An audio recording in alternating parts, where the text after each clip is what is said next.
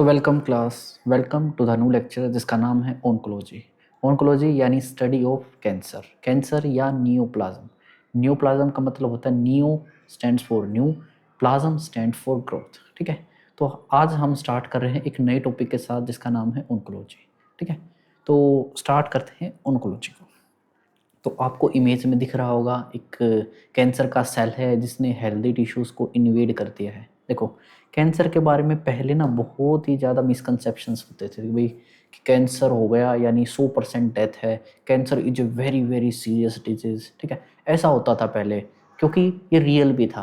पहले कैंसर का इलाज नहीं था, लेकिन जैसे जैसे मॉडर्न साइंस एडवांस हुई है, जैसे जैसे चीज़ें एडवांस हुई हैं, ऐसे ऐसे ना कैंसर का इलाज भी होना आज के टाइम पे पॉसिबल है। लेकिन आज के टाइम पे भी कुछ ऐसे कैंसर होते हैं जिनके अंदर प्रोग्नोसिस बहुत ही पुअर होता है। वहीं कुछ कैंसर आज के टाइम पे ऐसे हैं जिनका प्रोग्नोसिस हमने बहुत ही आसानी से करने लगे हैं। जैसे होजकिन्स लिम्फोमा है। होजकिन्स लिम्फोमा का प्रोग्नोसिस बहुत ही अच्छा है। अगर किसी को होजकिन्स लिम्फोमा होता है तो वो ईजिली ट्रीट हो जाता है। वहीं पेनक्रियाटिक कैंसर है, ठीक है, तो पेनक्रियाटिक कैंसर का प्रोग्नोसिस काफ़ी पुअर है। इसका कारण एक ये भी है कि जो कैंसर जितना जल्दी पता लग जाता है उसका प्रोग्नोसिस उतना ही अच्छा होता है। जो कैंसर लेट पता चलता है, लेट स्टेजेस के अंदर पता लगता है, उसका प्रोग्नोसिस उतना ही पुअर हो जाता है। ठीक है, तो कैंसर को अर्ली स्टेज में डिटेक्ट करना एक बड़ा ही अच्छा स्टेप है कैंसर के इलाज के लिए। ठीक है, तो स्टार्ट करते हैं हम ओंकोलॉजी। तो ओंकोलॉजी स्टार्ट करने से पहले हम ओंकोलॉजी के स्टैटिस्टिक के बारे में बात करेंगे कि आज के टाइम पे ओंकोलॉजी या कैंसर का क्या स्टेटस है। जैसे दुनिया के अंदर ऐसा कहा जाता है कि cancer is the second most common cause of morbidity plus mortality. Morbidity का भी और मोर्टेलिटी का भी सेकंड मोस्ट कॉमन कोज है दुनिया के अंदर। अगर आप पूछोगे भाई फर्स्ट क्या है, तो first is cardiovascular disease. Cardiovascular disease is the first most common cause, ठीक है, ऑफ मोर्बिडिटी एंड मोर्टेलिटी, ठीक है, इन ह्यूमन पॉपुलेशन। ठीक है, तो सबसे पहले स्टैटिस्टिक में सबसे पहले लाइन तो यही लिखेंगे, it is second most common cause of morbidity and mortality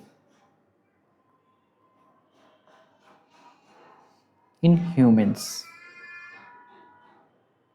okay, second most common cause of morbidity and mortality है ह्यूमंस के अंदर। क्या है? कैंसर। ठीक है, अब इंडिया के अंदर एक एजेंसी है जिसका नाम है ICMR। ठीक है, Indian council of medical research.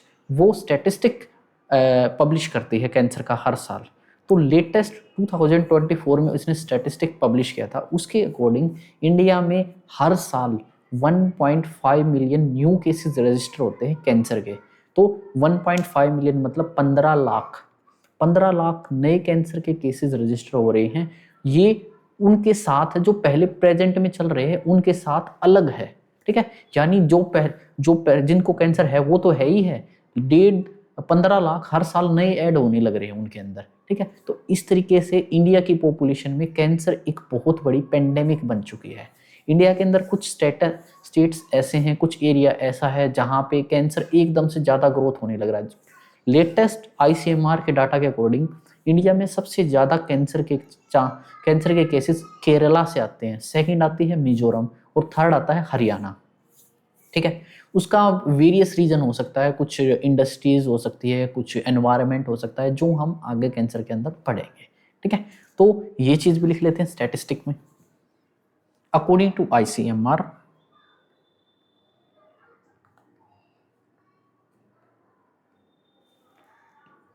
in 2024 1.5 million new cancer cases registered।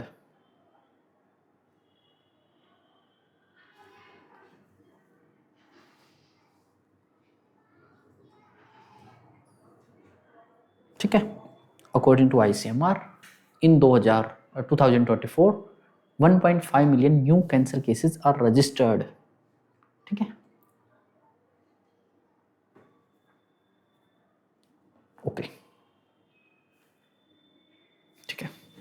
Okay, cancer second most common cause है, ये पता चल गया। आईसीएमआर के डाटा के अकॉर्डिंग 2024 में 1.5 मिलियन न्यू केसेस के बारे में पता चल जाते हैं।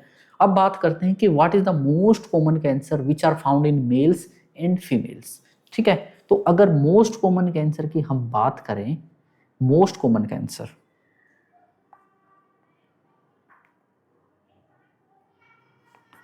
अगर बात करें सबसे पहले मेल्स की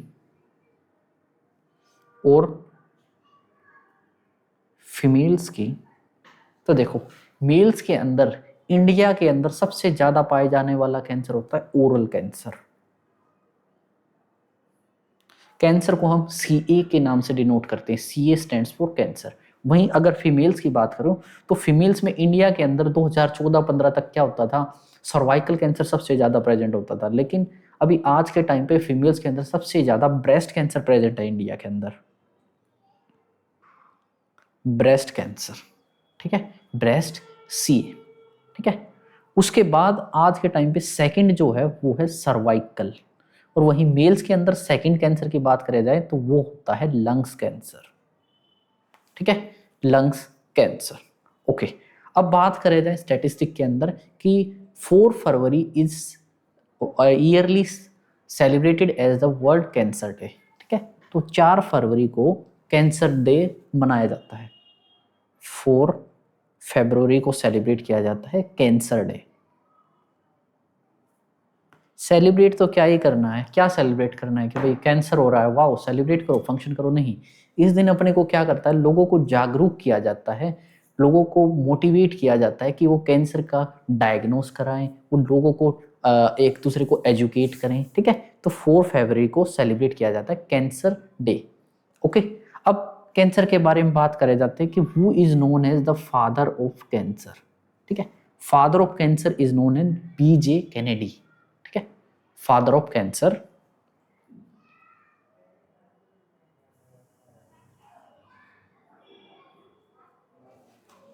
बीजे कैनेडी।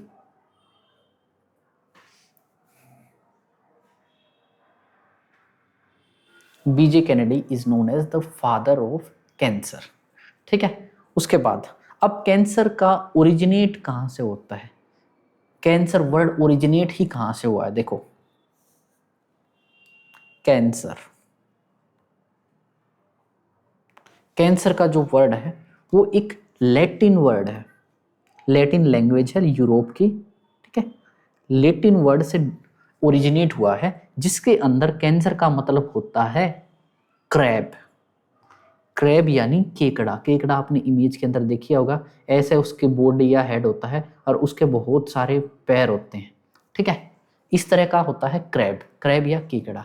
अब केकड़े की एक खासियत बात होती है, आप केकड़े को अगर जमीन पे रखोगे ना तो वो हो सकता है स्ट्रेट चला जाए, हो सकता है वो बैकवर्ड चला जाए, हो सकता है लेफ्ट जाए राइट जाए। आप ये प्रिडिक्ट नहीं कर सकते कि क्रैब की मूवमेंट फ्रंट होएगी, बैकवर्ड होएगी, लेफ्ट राइट होएगी, किधर भी होएगी। इसी तरह से हम कैंसर को प्रिडिक्ट नहीं कर सकते एक ऑर्गन में होने के बाद नेक्स्ट किस ऑर्गन को कैंसर टारगेट करेगा। तो क्रैब की इस क्वालिटी को कैंसर के साथ लिंक करके हमने कैंसर का नाम ओरिजिनेट करा। ठीक है, तो कैंसर लैटिन वर्ड से आया है जिसका मतलब होता है क्रैब। ठीक है, एक लाइन ये भी लिख लीजिए जो मैंने बताया था, some cancers has good prognosis while some cancer has poor prognosis.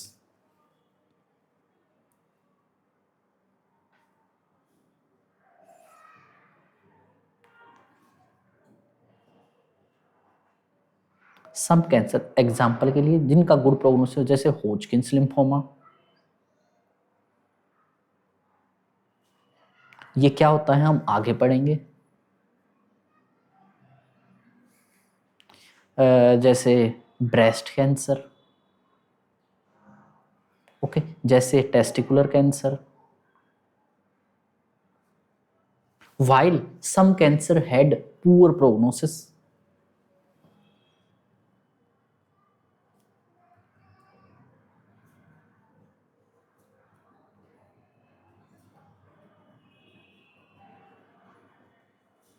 जैसे बात करें हम पैनक्रियाटिक कैंसर, जैसे हम बात करते हैं ल्यूकीमिया, जैसे हम बात करते हैं ब्रेन ट्यूमर, ठीक है, ये सारे कैंसर जिनका होता है पुअर प्रोग्नोसिस।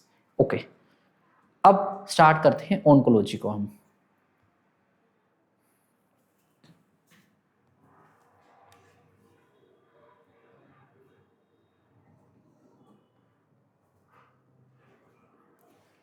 देखो, ऑन्कोलॉजी का मतलब, लॉजी का मतलब होता है स्टडी, ऑन्को का मतलब होता है कैंसर, यानी स्टडी ऑफ कैंसर या नियोप्लाज्म, यानी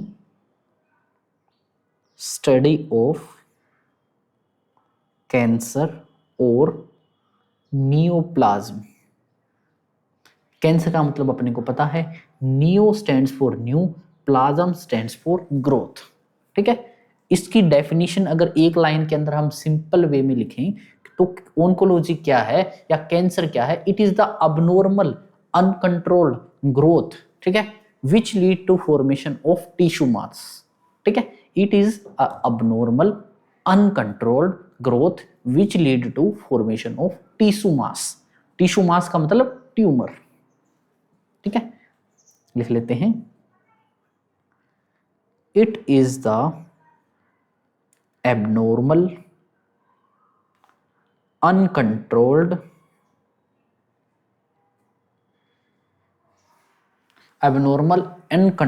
growth which leads to formation of tissue mass. Tissue का मास यानी ट्यूमर, ठीक है।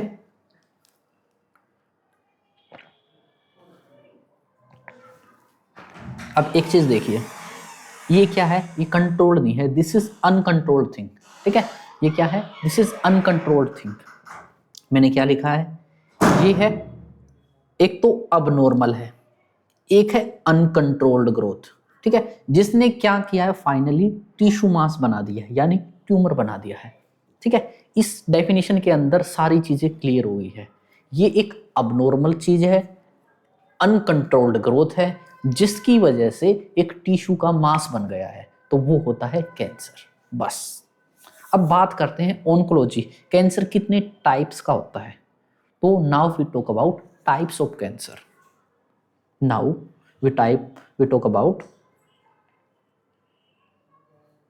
Types of cancer. Types of cancer या टाइप्स ऑफ ट्यूमर। ट्यूमर कितनी टाइप का होता है या कैंसर कितने टाइप का होता है। तो कैंसर या ट्यूमर हमेशा दो टाइप की होती है, एक होती है बेनाइन कैंसर, एक होता है malignant cancer. Very very important difference, ठीक है। अभी तक जो मैंने पढ़ाया वहां पे एग्जाम में हो सकता है, जैसे वर्ल्ड कैंसर डे 4 Feb, इसको हाईलाइट कीजिए, ये आ सकता है किसी CHO टाइप के एग्जाम के अंदर, या फादर ऑफ कैंसर आ सकता है BJ कैनेडी किसी CHO लेवल के एग्जाम के अंदर, ठीक है। वरना इससे ज्यादा इसमें कोई इंपॉर्टेंट नहीं है। इंपॉर्टेंट जो स्टार्ट होता है वो है टाइप्स ऑफ कैंसर से। यहाँ पे आपको नोट सेट के अंदर भी यहाँ से MCQ देखने को मिलेंगे, ठीक है। तो बात करते हैं हम टाइप ऑफ कैंसर। तो दो टाइप का कैंसर होता है अपने पास, मैंने बताया, एक होता है बिनाइन, एक होता है मैलिग्नेंट, ठीक है। One is benign and other is malignant. Difference कर लेते हैं इधर, ठीक है। एक तरफ लिख लेते हैं बिनाइन, एक तरफ लिख लेते हैं malignant. This is very very important topic, ठीक है। बेनाइन और मैलिग्नेंट में डिफरेंस नोट सेट के अंदर बहुत ही आसान और बहुत ही इंपॉर्टेंट टॉपिक है, बिनाइन और मैलिग्नेंट के बीच का डिफरेंस। तो देखते हैं, देखो, देखिए, बेनाइन कैंसर को आम भाषा में बोला जाता है ये एक लेस डेंजरस कैंसर है, ठीक है। वहीं मैलिग्नेंट को बोला जाता है this is more dangerous, very dangerous cancer, ठीक है। एक तरफ है लेस डेंजरस, एक तरफ है हाईली डेंजरस कैंसर, ठीक है। तो बेनाइन की अगर मैं बात करूं, बेनाइन के अंदर क्या होता है, जो सेल्स होते हैं ना, भाई देखो, कैंसर कुछ ऐसी चीज नहीं है कि बाहर से कोई चीज आ गई।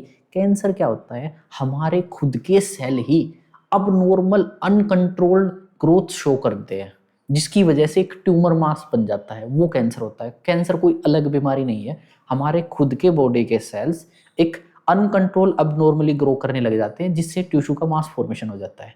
तो ये कहाँ से शुरू हो रहा है? हमारी बॉडी के खुद के सेल्स के अंदर से शुरू होता है। ठीक है, तो अगर मैं बात करूं बेनाइन की, तो इसके अंदर क्या होता है, सेल के अंदर ना अब नॉर्मल अनकंट्रोल्ड ग्रोथ स्टार्ट हो जाती है। ठीक है, तो सेल के अंदर कैंसर स्टार्ट हो जाता है। और ये जो कैंसर जिस सेल के अंदर स्टार्ट होता है ना, उस सेल के चारों तरफ बाउंड्री प्रेजेंट होती है, यानी उसको बोलते हैं हम कैप्सुलेटेड। सेल की बाहर वाले लेयर को बोलते हैं सेल मेम्ब्रेन, और उसको कभी कभी सेल का कैप्सूल भी बोल देते हैं। तो इसके अंदर बेनाइन के अंदर क्या होता है, जिन सेल के अंदर कैंसर स्टार्ट होता है उसके चारों तरफ कैप्सूल प्रेजेंट होता है। कैप्सूल प्रेजेंट है यानी सेल्स आर कैप्सुलेटेड। ठीक है, कैप्सुलेटेड है, सेल की एक बाउंड्री है, सेल की एक बाउंड्री फिक्स है, सेल का एक बॉर्डर फिक्स है। तो सेल को उस बॉर्डर से बाहर जाने में प्रॉब्लम आएगी, सेल उस बॉर्डर से बाहर ग्रो नहीं कर पाएगा।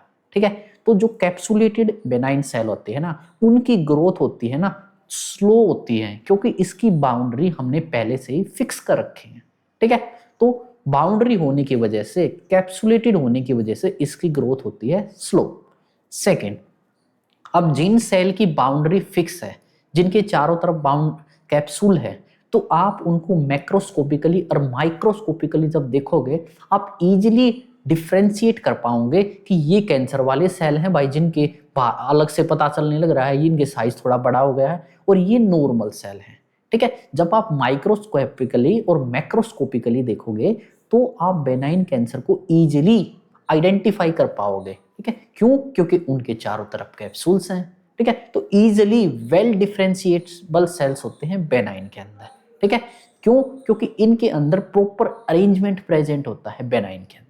ओके, ठीक है। उसके बाद अगर इनके चारों तरफ एक कैप्सूल है बेनाइन सेल्स के अंदर, तो ये अपनी साइड वाले सेल्स को अफेक्ट कर नहीं कर पाएंगे। ठीक है, क्योंकि इसके चारों तरफ एक बॉर्डर बना दिया गया है, तो ये बॉर्डर से बाहर नहीं जा पाएंगे, जिससे अपने साइड वाले टिश्यूज को, स्ट्रक्चर को इन्वेड नहीं कर पाएंगे। ठीक है, समझ में आ गया? क्योंकि इसके चारों तरफ बाउंड्री फिक्स है। और सबसे इंपॉर्टेंट बात, बेनाइन कैंसर कभी भी मेटास्टेसाइज नहीं करेगा। अब मेटास्टेसाइज क्या होता है? ये कैंसर की एक ऐसी कैपेसिटी, एक ऐसी क्वालिटी होती है जिसके अंदर सेल कैंसर जहां से शुरू होता है ना, सपोज करो लेग्स के अंदर कैंसर शुरू हुआ है, तो कुछ टाइम के अंदर हाथ के अंदर भी कैंसर डेवलप हो जाएगा, या कुछ टाइम के बाद ब्रेन के अंदर कैंसर डेवलप हो जाएगा। तो benign cells can never be metastasized. ठीक है, अंडरस्टैंड? अब एक चीज और, जब भी कहीं पे बेनाइन कैंसर है, हमने उस ट्यूमर को अगर निकाल दिया, तो वेरी वेरी रेयर चांस है कि उसी जगह पे दोबारा से कैंसर डेवलप हो जाए, यानी रीऑकरेंस इज रेयर। और बेनाइन कैंसर के सेल अपने को पता है, चल जाते हैं, वेल डिफरेंशिएबल होते हैं, प्रॉपरली अरेंजमेंट होता है, तो इसकी वजह से बेनाइन कैंसर का ट्रीटमेंट भी काफी इजी होता है। ठीक है, अंडरस्टैंड बेनाइन कैंसर? अब एक बार बेनाइन कैंसर को राइट डाउन कर लेते हैं। ठीक है, सबसे पहले these are capsulated.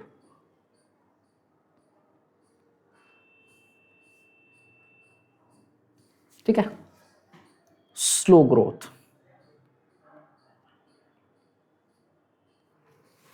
Well differentiable,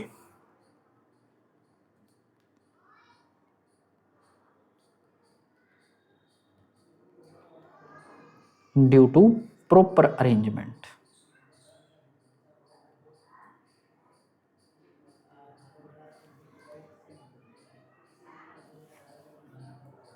due to proper arrangement.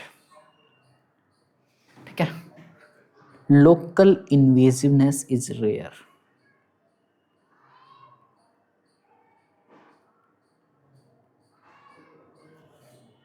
उसके बाद मेटास्टेसिस इज absent।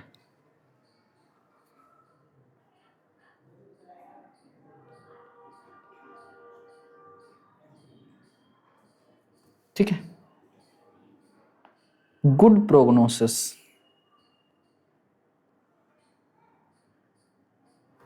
ठीक है, बेनाइन कैंसर का गुड प्रोग्नोसिस होता है। और बात करें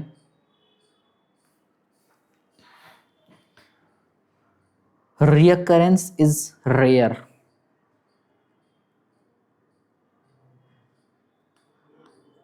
very रेयर। ठीक है, तो ये था बेनाइन कैंसर, जिसके अंदर ट्यूमर के जो सेल होते हैं वो कैप्सुलेटेड होते हैं, जिसकी वजह से इनका ग्रोथ स्लो होता है। कैप्सूल होने की वजह से आप इजीली डिफ्रेंशिएट कर पाओगे। कैप्सूल होने की वजह से ये आसपास के स्ट्रक्चर को इन्वेड नहीं कर पाते। ठीक है, इनके अंदर मेटास्टेसिस अब्सेंट होता है, यानी ये अपनी ओरिजिनल लोकेशन से जहाँ पे इनकी स्टार्ट होती है वहाँ से एक डिस्टेंस दूर वाली साइट के पास जाके न्यू ग्रोथ स्टार्ट नहीं करते। अच्छा प्रोग्नोसिस होता है और रिकरेंस के चांसेस भी बहुत ही पुअर होते हैं। ठीक है, रिकरेंस इज रेयर। तो एक बार आप देख लेते हैं बेनाइन और मेलिग्नेंट कैंसर के ट्यूमर सेल्स को। देखिए, अब एक तरफ है बिनाइन सेल, एक तरफ है मेलिग्नेंट सेल। जो बेनाइन वाला ट्यूमर सेल है ना, ये लेफ्ट वाला, इसके अंदर आपको दिख रहा है ये डार्क ब्लू कलर की, ये है इस ट्यूमर सेल की बाउंड्री। ठीक है, यानी सेल वॉल। इसलिए ये जितनी भी ग्रोथ होनी है ना, इस वाल के इस कैप्सूल के अंदर अंदर होएगी। ठीक है, इससे बाहर ये नहीं जाता। वहीं इसके अपोजिट होता है मेलिग्नेंट। ठीक है, बेनाइन ट्यूमर को हम निकाल दें, इजिली ट्रीट कर सकते हैं और रिकरेंस के चांसेस भी रेयर है। वहीं मेलिग्नेंट के अंदर बात करें, यहाँ पे कैप्सूल प्रेजेंट नहीं होता। This is not this is non capsulated. ठीक है, ये नॉन कैप्सुलेटेड होता है मेलिग्नेंट कैंसर, जिसकी वजह से क्या, आपको देखो कैप्सूल ये पूरा नहीं है, यहाँ तक खत्म हो गया। ठीक है, यहाँ तक एंड हो गया, जिसकी वजह से क्या है, ये जो सेल्स हैं, ये जो कैंसर के पार्टिकल्स हैं, ये बाहर निकल गए। ठीक है, बाहर निकल के इसने क्या किया है, इसने आसपास के स्ट्रक्चर को इन्वेड कर दिया। इन्वेड कर दिया, उससे क्या हुआ, आसपास का स्ट्रक्चर भी अफेक्ट हो गया, जिससे कैंसर इस सेल के अंदर था, इन सेल के अंदर भी स्टार्ट हो जाएगा, इनमें भी स्टार्ट हो जाएगा, इनमें भी स्टार्ट हो जाएगा। ठीक है, तो मेलिग्नेंट के अंदर क्या होता है, लोकल इन्वेजिवनेस देखने को मिलती है अपने को। क्यों? क्योंकि इसके अंदर कैप्सूल नहीं होता। इसकी वजह से क्या होता है, सेल हैं ये आसपास के टिश्यूज को इन्वेड कर देते हैं। जो मेलिग्नेंट सेल होता है, इसके अंदर कोई बाउंड्री नहीं है, कोई कैप्सूल नहीं है, जिसकी वजह से इसकी ग्रोथ भी वेरी वेरी फास्ट होती है। अगर आज 100 सेल्स हैं तो अगले दिन हो सकता है 1000 सेल मिले, उसके बाद हो सकता है 1 लाख सेल्स मिले। ठीक है, क्योंकि इसकी ग्रोथ है बहुत ही ज़्यादा रैपिड, और इसके अंदर कोई कैप्सूल ना प्रेजेंट होने की वजह से हम इजीली डिफ्रेंशिएट नहीं कर पाते कि ये वाले सेल अफेक्ट हैं या नहीं है। ठीक है, मेलिग्नेंट के अंदर अनडिफरेंशिएबल सेल्स होते हैं। ठीक है, और मेलिग्नेंट की सबसे मेन क्वालिटी होती है कि मेटास्टेसिस। ठीक है, कि मेलिग्नेंट कैंसर हमेशा मेटास्टेसाइज करेगा। मेलिग्नेंट कैंसर मतलब मेटास्टेटिक कैंसर। ठीक है, वो कैंसर, उसके किसी भी कैंसर को मेलिग्नेंट तभी कहेंगे जब वो मेटास्टेसाइज कर पाए। ठीक है, मेटास्टेसाइज कर पाएगा। और मेलिग्नेंट कैंसर को अगर डायग्नोज करना भी मुश्किल है, क्योंकि कोई कैप्सूल्स प्रेजेंट नहीं होते इसके सेल के अंदर, जिससे डायग्नोज करना मुश्किल है, तो इसका ट्रीटमेंट भी मुश्किल है। और ट्रीटमेंट अगर सपोज करो हमने कर भी लिया, तो वहां पे बहुत ज्यादा चांसेस है जिस साइट से हमने ट्यूमर को निकाला है उसी साइट पे दोबारा से नया ट्यूमर ना बन जाए। ठीक है, तो बहुत ज्यादा चांसेस है उसी साइट पे एक और न्यू ट्यूमर के फॉर्मेशन की। क्यों? क्योंकि अपने को पता ही नहीं चल पाता मेलिग्नेंट के अंदर कि कौन से सेल अफेक्ट हैं या कौन से नहीं है। हमने तो अपनी जान में तो सारे के सारे सेल्स आसपास के निकाल दिए, हो सकता है इनके अंदर भी कैंसर हो, लेकिन अगर एक सेल के अंदर भी कैंसर बच गया ना, मेलिग्नेंट सेल के अंदर एक सेल भी अगर अफेक्ट हो गया ना, तो उसी सेल से आसपास के सारे सेल्स फिर से अफेक्ट हो गए, एक नया ग्रोथ फॉर्मेशन हो जाता है। तो ये है मेलिग्नेंट कैंसर फॉर यू। ठीक है, तो जो मैंने बताया वही लिख लेते हैं। ठीक है, दिस इज नॉन कैप्सुलेटेड।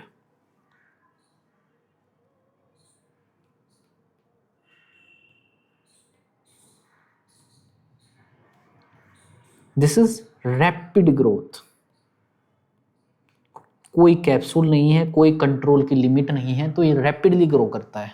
ठीक है, यहां पे होते हैं undifferentiable sales.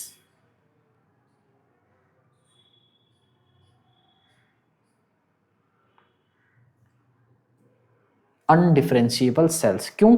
Due to improper management arrangement, due to improper arrangement, ठीक है, ड्यू टू इम्प्रॉपर अरेंजमेंट, ठीक है। लोकल इन्वेजिवनेस इज रेयर थी पेनाइन में, वहीं मैलिग्नेंट के अंदर लोकल इन्वेजिवनेस इज सीन।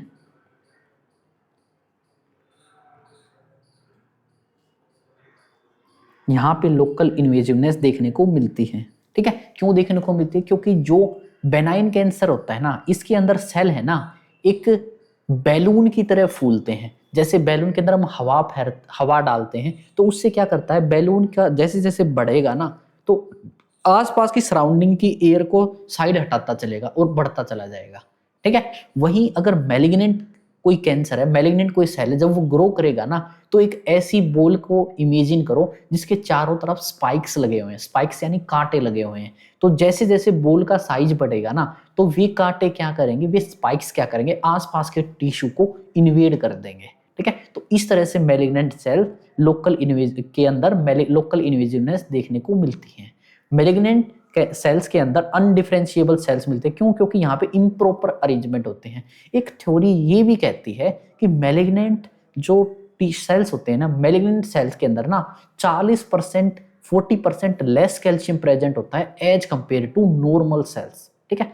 एक थ्योरी ने ये सजेस्ट किया था, ये रिजल्ट निकाला था कि मैलिग्नेंट सेल्स के अंदर, जो मैलिग्नेंट कैंसर होता है उसके अंदर जो सेल्स होते हैं उनके अंदर हेल्दी सेल्स की कंपेयर में 40% लेस कैल्शियम होता है। अब कैल्शियम का क्या रोल होता है, सेल्स के बीच में जो कैल्शियम होता है ना वो एक दूसरे को बाइंड करने में हेल्प करता है। तो जितना कम कैल्शियम होएगा सेल की बाइंडिंग उतनी ही वीक हो जाती है, ठीक है। तो ये चीज हम आगे भी डिस्कस करेंगे। Local invasiveness is seen, okay. Metastasis is present,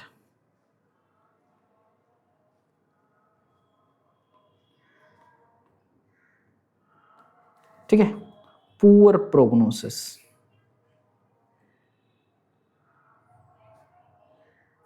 ठीक है।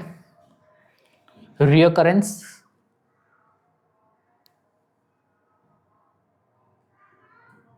रियकरेंस कैन अक्कर, ठीक है। तो ये था difference between benign and malignant cancer, ठीक है। This is benign and malignant cancer for you. अब आपने नर्सिंग के अंदर सेकेंड ईयर के अंदर एक टॉपिक था, कैंसर स्टार्ट करने से पहले एक बार उसके बारे में डिस्कस करते हैं।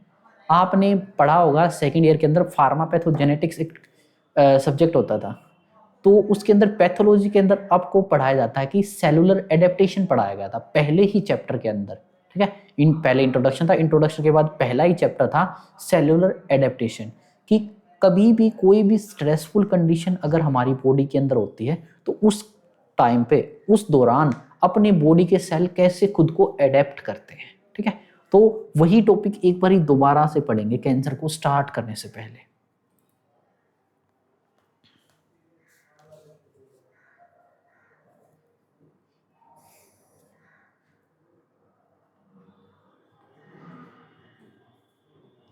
सेलुलर एडेप्टेशंस, ठीक है। Cellular adaptation very important topic, cancer start करने से पहले काफ़ी इंपॉर्टेंट टॉपिक है कि आपको पता हो कि सेलुलर एडेप्टेशन होता क्या है, ठीक है। कैंसर को समझने के लिए ये काफ़ी इंपॉर्टेंट है। तो सबसे इजी चीज़ से शुरू करते हैं। सेलुलर एडेप्टेशन पहले तो होता क्या है, अपनी बॉडी के अंदर कभी भी कोई स्ट्रेसफुल कंडीशन होती है, कभी भी कोई स्ट्रेसफुल कंडीशन जनरेट होती है तो उस टाइम पे क्या करते हैं, अपनी बॉडी के सेल और टिश्यू ना कोप करने की कोशिश करते हैं। कोप करने मतलब एडजस्ट करने की कोशिश करते हैं। तो उस एडजस्टमेंट के लिए सेल क्या करते हैं, अपनी साइज, स्ट्रक्चर, शेप, नंबर्स को इंक्रीज या डिक्रीज करते हैं, उसको बोलते हैं सेलुलर एडेप्टेशन। जो सेल इजीली एडेप्ट कर पाता है वो बच जाता है, जो एडेप्ट नहीं कर पाता वो एक अबनॉर्मल स्टेज के अंदर चला जाता है, ठीक है। उस अबनॉर्मल स्टेज को ही हम बोलते हैं कैंसर, ठीक है। वो चीज स्टार्ट करते हैं। देखो आपने बहुत बार सुना होगा हाइपरट्रोफी, ठीक है। आप क्या करो, सपोज करो आप जिम में जाते हो, जिम में जाके आप क्या करते हो, डंबल्स उठाते हो, वेट उठाते हो, वेट ट्रेनिंग करते हो। तो उस वेट ट्रेनिंग में क्या होता है, अपनी मसल्स की सेल्स के ऊपर क्या होता है, स्ट्रेस लगता है। स्ट्रेस लगने की वजह से क्या होता है, वहां पे सेलुलर एडेप्टेशन होता है। सेल के पास दो ही ऑप्शन होते हैं, या तो वो इस स्ट्रेस को झेलने के लिए अपने आप को चेंज करे या डिस्ट्रॉय हो जाए। तो सेल क्या करता है, उस स्ट्रेस को झेलने के लिए अपना साइज बढ़ा देता है, जिसकी वजह से अपने बाइसेप्स, ट्राइसेप्स, ये सारी चीजें ग्रो हो जाती है। This is normal healthy cellular adaptation, जो अपनी हेल्दी बॉडी के अंदर प्रेजेंट होता है। फिर बात करते हैं एट्रोफी। एट्रोफी प्रेजेंट होती है आफ्टर डिलीवरी, जैसे मदर की यूट्रस की आफ्टर डिलीवरी क्या होता है, साइज डिक्रीज होता है। ठीक है, तो आफ्टर डिलीवरी क्या होता है, पहले ड्यूरिंग प्रेगनेंसी साइज काफी ज्यादा बढ़ता है यूट्रस का, क्योंकि बेबी को बियर करना होता है। आफ्टर डिलीवरी क्या होता है, यूट्रस का साइज डिक्रीज होता है, तो उसको बोलते हैं, साइज डिक्रीज होने को बोलते हैं एट्रोपी। और एट्रोपी एक नॉर्मल ह्यूमंस के अंदर प्रेजेंट हो सकता है। ठीक है, वो एक एट्रोपी हाइपरट्रोफी दोनों है, एक नॉर्मल कंडीशन। वहीं एक और सेलुलर एडेप्टेशन होता है जिसका नाम होता है हाइपरप्लेजिया, यानी सेल्स का नंबर बढ़ना। इमेजिन कीजिए प्यूबर्टी के टाइम पे, प्यूबर्टी के टाइम पे क्या होता है, अपने सेकेंडरी सेक्सुअल कैरेक्टर्स जब आते हैं, जैसे फीमेल के अंदर ब्रेस्ट डेवलपमेंट होता है, मेल के अंदर जेनाइटल डेवलपमेंट होते हैं, उस टाइम पे क्या होता है, अपनी सेल्स का नंबर बढ़ता है। ठीक है, तो ये नंबर क्यों बढ़ रहा है, अपने आप को एडेप्ट करने के लिए, उस स्ट्रेस को, उस हॉर्मोन्स के स्ट्रेस को एडेप्ट करने के लिए सेल्स अपना नंबर बढ़ा देते हैं। तो सेल का नंबर बढ़ जाना is known as hyperplasia, size बढ़ जाना हाइपरट्रोफी, साइज डिक्रीज हो जाना एट्रोपी। ठीक है, पहले ये लिखते हैं नॉर्मल जो आपने पढ़े हैं।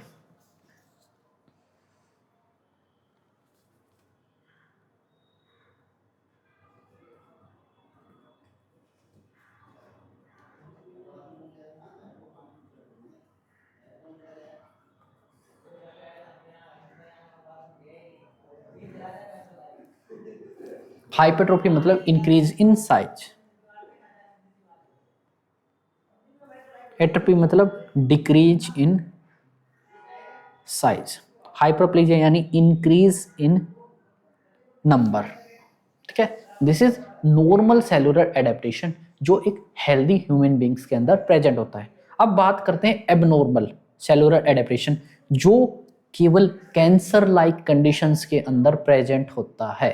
ठीक है, अब बात करते हैं हम अबनॉर्मल सेलुलर एडेप्टेशंस।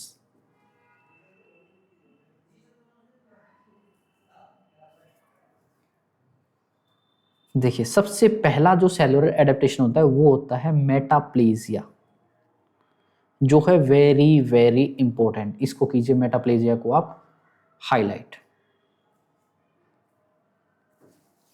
अब देखिए, मेटाप्लेजिया क्या होता है, एक टाइप का टिश्यू अबनॉर्मली दूसरे टाइप ऑफ टिश्यू के अंदर चेंज हो जाना इज नोन एज मेटाप्लेजिया।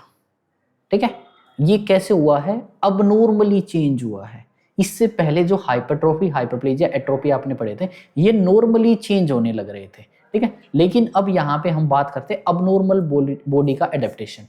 तो मेटाप्लेजिया के अंदर क्या है, एक टाइप का tissue abnormally another type of tissue के अंदर चेंज हो जाता है, दिस इज मेटाप्लेजिया। और ये क्यों हुआ है, it occurs due to external stimulation.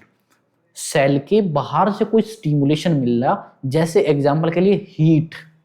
ठीक है, हीट मिली जिसकी वजह से टिश्यू एक टाइप से अबनॉर्मली अनदर टाइप के अंदर चेंज हो गया। एग्जांपल के लिए लीजिए स्मोकिंग। एक पर्सन है, स्मोक करता है, तो स्मोक करता है तो जीआईटी ट्रैक्ट के अंदर जो टिश्यू होता है, आपको मैंने सेलन टिश्यू के अंदर पढ़ाया है, जीआईटी के अंदर एक जो टिश्यू प्रेजेंट होता है उसका नाम होता है स्यूडो स्ट्रेटिफाइड। तो ये स्यूडो स्ट्रेटिफाइड क्या होता है, ये स्मोकिंग की वजह से स्क्वेमस एपिथेलियम में चेंज हो जाता है। Pseudo stratified epithelium change into squamous epithelium due to external stimulation. यहाँ पे एक्सटर्नल स्टिमुलेशन क्या थी, हीट। एक्सटर्नल स्टिमुलेशन की वजह से एक टाइप का टिश्यू दूसरे टाइप के अंदर चेंज हो जाता है, उसको बोलते हैं मेटाप्लेजिया। और एक और खास बात तीसरी इसके अंदर, कि जब भी ये एक्सटर्नल स्टिमुलेशन को हम हटा देते हैं तो वो टिश्यू वापस से अपनी ओरिजिनल पोजीशन के अंदर आ जाता है। समझ गए? तो हमने बंदे ने स्मोकिंग करना छोड़ दिया, कुछ टाइम के बाद, कुछ महीने साल के बाद वापस से टिश्यू सूडो स्ट्रेटिफाइड के अंदर चेंज हो जाता है। ठीक है, तो ये था आपका मेटाप्लेजिया। ठीक है, लिख लेते हैं। मेटाप्लेजिया के अंदर लिख लेते हैं, one type of tissue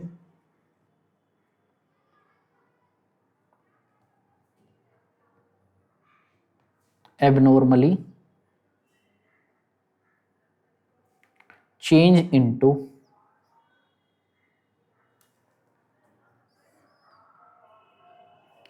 another type of tissue। ठीक है, ये क्यों हुआ है? occurs due to external stimulation।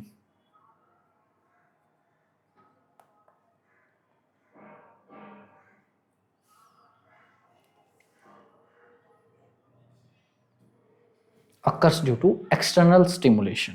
ठीक है, इसका अगर एग्जाम्पल के लिए बात करे जाएंगे, जहां से हमने बताया कि रेस्पिरेटरी ट्रैक्ट के अंदर, सबसे पहले बात करें रेस्पिरेटरी ट्रैक्ट का, तो जो रेस्पिरेटरी ट्रैक्ट है ना, उसके अंदर होते हैं सूडो स्ट्रेटिफाइड टिश्यू।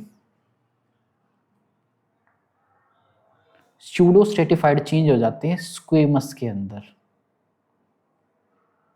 ठीक है, स्क्वेमस के अंदर चेंज हो जाते हैं। क्यों हुआ है ये सारी चीजें? Due to smoking. स्मोकिंग की वजह से सूडो स्ट्रेटिफाइड स्क्वेमस के अंदर चेंज हो जाता है। ठीक है, स्मोकिंग के वजह अंदर, due to smoking pseudo stratified change into squamous. ठीक है, और जैसे ही बंदे ने स्मोकिंग को छोड़ा, ठीक है, किसी पर्सन ने स्मोकिंग को छोड़ दिया, तो वापस से स्क्वेमस चेंज हो जाएगा सूडो स्ट्रेटिफाइड के अंदर। ठीक है, इसका एक जीआईटी ट्रैक्ट का भी एग्जांपल लिखते हैं, बैरेट इसोफेगस। आपको मैंने जीआईटी के अंदर पढ़ाया है बैरेट इसोफेगस। बैरेट इसोफेगस, एक बारी एम्स ने पूछा था कि बैरेट इसोफेगस किस टाइप का सेलुलर एडेप्टेशन है, तो एक मेटाप्लेजिया टाइप का सेलुलर एडेप्टेशन है। देखिए, बैरेट इसोफेगस के अंदर क्या होता है, ये एक नॉर्मल टाइप के सेल्स हैं, नॉर्मल टाइप का टिश्यू है जिसके अंदर क्यूब शेप्ड सेल्स हैं। ये चेंज हो जाते हैं अबनॉर्मली दूसरे टाइप के सेल्स टिश्यू के अंदर। ये क्यूब लाइक बन गए, रेक्टेंगुलर या क्यूबोइडल बन गए, क्यूबोइडल बन गए हमारे स्क्वेमस टाइप। ठीक है, this is Barrett oesophagus. Barrett oesophagus के अंदर क्या होता है, फ्रीक्वेंट जीईआरडी की वजह से जो अपन इसोफेगस के सेल्स है ना, इसोफेगस का टिश्यू है, वो अब नॉर्मली दूसरे टाइप के अंदर चेंज हो जाता है। This is Barrett oesophagus. तो एग्जाम्पल दो थे अपने पास, एक सूडो स्ट्रेटिफाइड चेंज हो गया स्क्वेमस के अंदर, और एक बैरेट इसोफेगस हो गया। ठीक है, ये चीज। ओके, अब इसके अंदर एक और लाइन लिख लीजिए। ठीक है, इफ, जो मैंने बताया आपको, if stimuli causing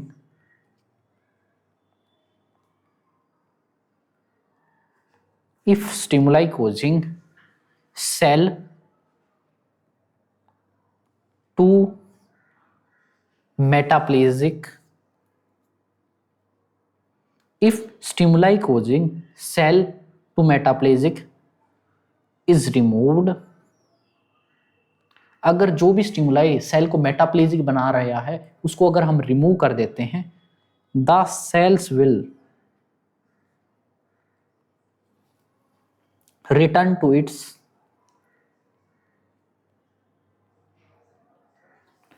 normal condition. Normal condition. तो ये था आपका मेटाप्लेजिया। ठीक है, और मेटाप्लेजिया कोई कैंसर नहीं है, लेकिन मेटाप्लेजिया की वजह से कैंसर होने का रिस्क बढ़ जाता है। ठीक है, तो लिख लेते हैं, metaplasia is not a cancer,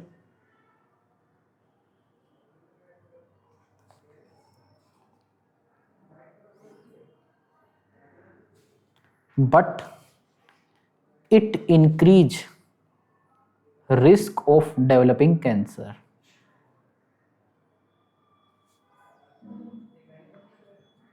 ठीक है, it increase risk of developing cancer. तो ये था आपका मेटाप्लेजिया।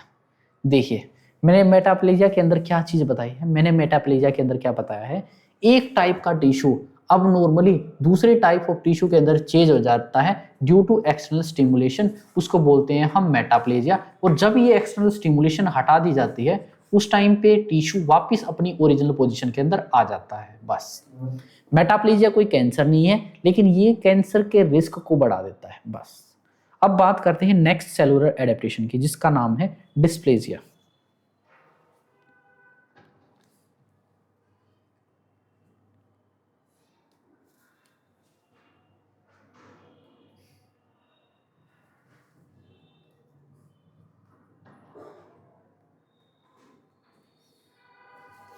डिस्प्लेजिया, डिस्प्लेजिया का दूसरा नाम होता है डिसऑर्डर्ड सेलुलर डेवलपमेंट। इसको बोलते हैं डिसऑर्डर्ड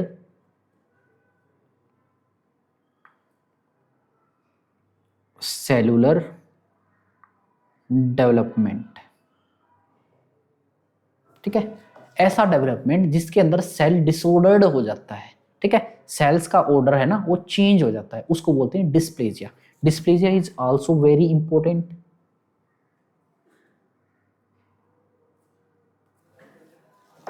ठीक है,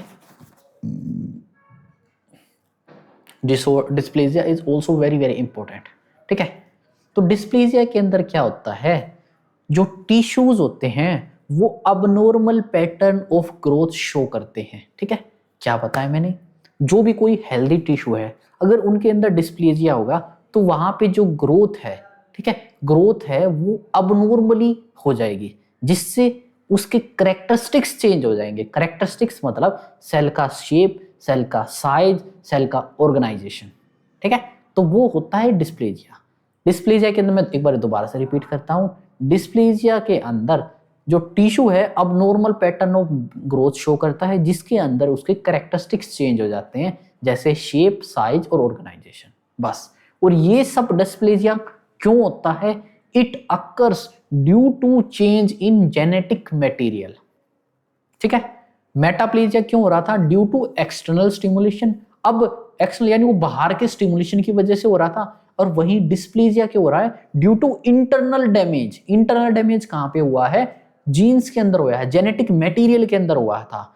मेटाप्लेजिया बाहर के डैमेज की वजह से, डिस्प्लेजिया अंदर के डैमेज की वजह से हो रहा है। ठीक है, तो दिस इज डिस्प्लेजिया। मेटाप्लेजिया क्या हो रहा था, जब हमने एक्सटर्नल स्टिमुलेशन हटा दिया था वापस से टिश्यू अपनी नॉर्मल पोजीशन के अंदर आ जाता था। लेकिन डिस्प्लेजिया के अंदर अगर डैमेज होना रुक भी जाता है तो टिश्यू कभी भी वापस अपनी ओरिजिनल स्टेज के अंदर नहीं आ पाता। जितना डैमेज होना था वो हो चुका होता है, वो इरिवर्सिबल होता है। ठीक है, और डिस्प्लेजिया हेल्प करता है कैंसर की ग्रेडिंग में। ठीक है, तो इसलिए dysplasia is very very important. ठीक है, तो इसके अंदर लिख लेते हैं टिश्यू शो, जो tissue show abnormal pattern of growth.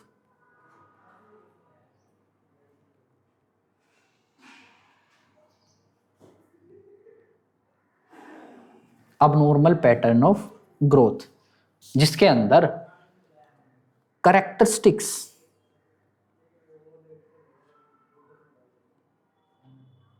Characteristics of cells जैसे size, shape, organisation is changed. ये क्यों हुआ है, occurs due to damage in genetic material.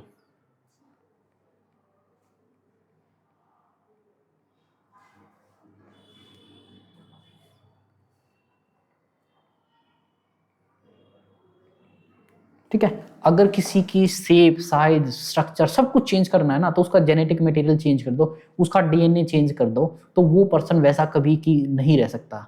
हम अलग है, एक ह्यूमन का बेबी ह्यूमन जैसा बनेगा, एनिमल का बेबी एनिमल जैसे बनेगा। इसका एक ही कारण होता है, क्योंकि हमारा जीन्स, हमारे डीएनए डिफरेंट है। अगर डीएनए ही चेंज हो गया तो वैसी ग्रोथ रह ही नहीं पाएगी, ठीक है। तो डिस्प्लेजिया हुआ है due to damage in genetic material, ठीक है। और if stimuli is removed,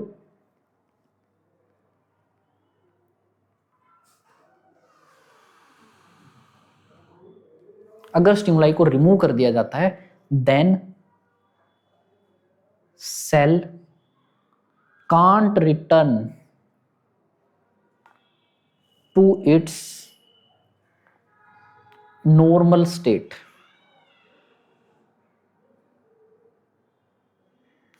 only further damage is stop.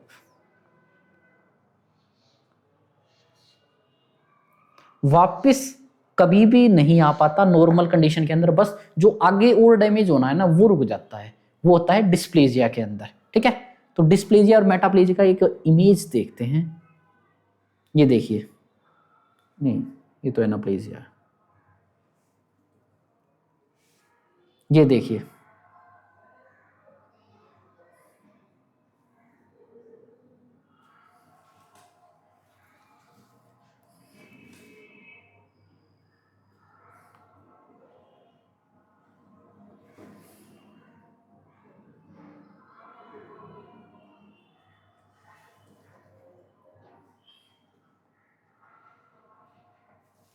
देखिए सबसे पहले है नॉर्मल सेल, उसके बाद है नॉर्मल सेल आपको दिख रहे हैं क्यूब शेप हैं, ये क्यूब शेप सेल चेंज हो चुके हैं मेटाप्लेजिया के अंदर, कोलम शेप बन गए हैं, लेकिन जैसे ही स्टिमुलेशन हटाई ये वापस से अपने नॉर्मल स्टेज के अंदर आ जाते हैं, ठीक है। ये सॉरी ये हाइपरप्लेजिया है, अरे यार किधर, इधर नहीं लगाने हैं, ये इधर इधर इधर देखिए, ये नॉर्मल सेल चेंज हो चुके हैं मेटाप्लेजिया के अंदर, ठीक है। मेटाप्लेजिया के अंदर चेंज हो जाते हैं, और जब ये एक्सटर्नल स्टिमुलेशन की वजह से चेंज हुए हैं, जैसे ही ये एक्सटर्नल स्टिमुलेशन रिमूव होती है, ये सेल्स वापस अपने नॉर्मल शेप के अंदर आ सकते हैं। वहीं अगर बात करा जाए डिस्प्लेजिया के अंदर, यहाँ पे क्या हो रहा है, डिस्प्लेजिया के अंदर ये सब कुछ चेंज हो रहा है, सेल की शेप, साइज, स्ट्रक्चर पूरा का पूरा चेंज हो गया, ऑर्गेनाइजेशन चेंज हो गई। ये क्यों हुई है? It occurs due to change in genetic material, ठीक है। ये क्या है? नॉर्मल सेल है, नॉर्मल हेल्दी सेल। ये एट्रोपी यानी सेल का साइज डिक्रीज हो गया, हाइपरट्रोपी मतलब सेल का साइज इंक्रीज हो गया, हाइपरप्लेजिया के अंदर सेल का नंबर इंक्रीज हो गया, ठीक है। और मेटाप्लेजिया के अंदर सेल का एक टाइप का सेल दूसरे टाइप के अंदर चेंज हो गया अब normally due to external stimuli. वहीं डिस्प्लेजिया के अंदर सेल का ऑर्गेनाइजेशन ही चेंज हो गया due to damage in genetic material, ठीक है। तो ये था आपका डिस्प्लेजिया, ओके। अब अगली लाइन में लिख देते हैं डिस्प्लेजिया का यूज क्या होता है। देखिए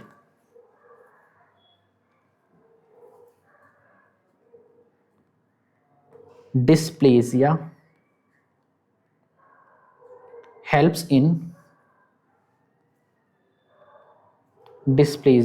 helps in grading of cancer।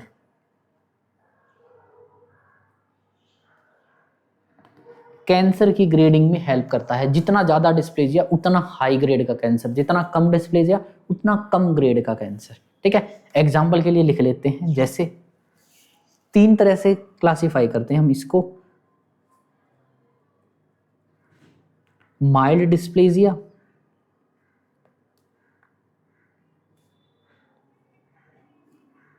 Moderate dysplasia,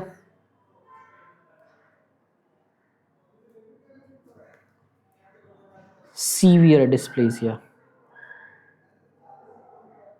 mild dysplasia, moderate dysplasia और सीवियर डिस्प्लेजिया, ठीक है। अगर बात करेंगे माइल्ड डिस्प्लेजिया, इसके अंदर जो सेल्स होते हैं वो स्लाइटली डिफरेंट होते हैं नॉर्मल सेल्स से, ठीक है। तो सेल्स आर स्लाइटली, ठीक है, different from normal cell,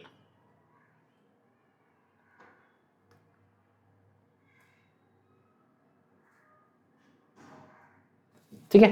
sales are slightly different from normal cell, किसके अंदर? माइल्ड डिस्प्लेजिया के अंदर। अब मॉडरेट के अंदर अब ये नॉर्मल नहीं रहेंगे, ये अब नॉर्मल बन जाएंगे। तो मॉडरेट के अंदर cells are more abnormal,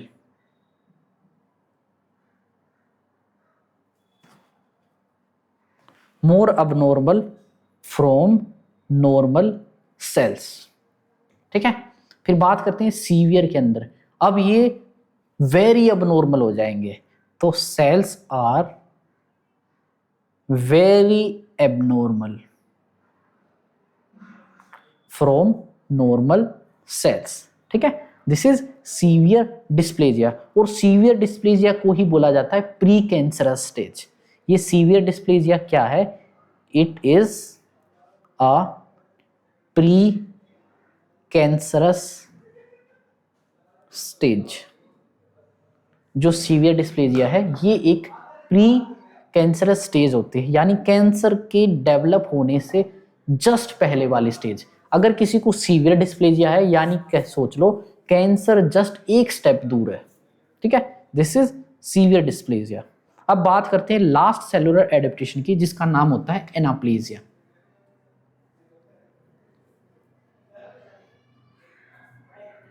sixth है एनाप्लेजिया।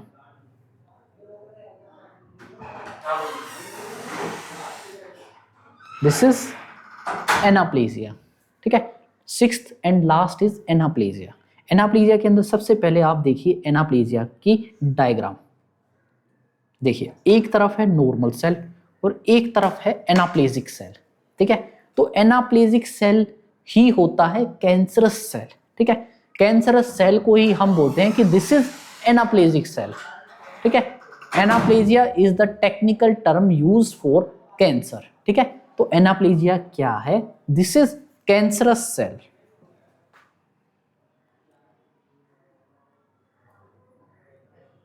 This is cancerous cell. इसके अंदर क्या होता है?